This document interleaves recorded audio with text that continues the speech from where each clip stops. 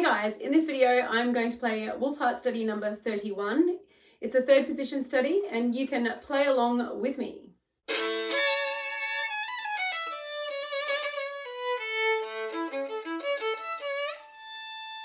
Thanks for joining me here today. If you are new here, please make sure you hit that subscribe button down below. New helpful videos come out every Friday. This study is in the key of C major. It's all in third position. So we're going to start from our C, which is in first position, our third finger on the G string. So we're going to slide our one up to that position. And from here, we can start with the C major scale. So you can find your third position by playing 3 and sliding your one up to that same note. So we can start with our C major scale. So we're going to use the hand shapes high, high, M, M.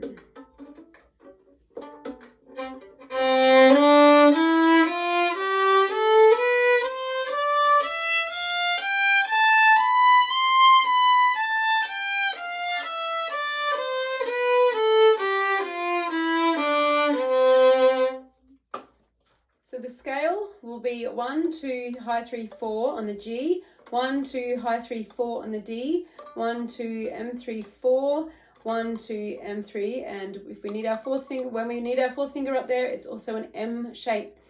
So across the strings, we need high, high, high on the G, high on the D, M on the A, M on the E. So it's really handy to think of this as we're playing through to help us know where to place our fingers.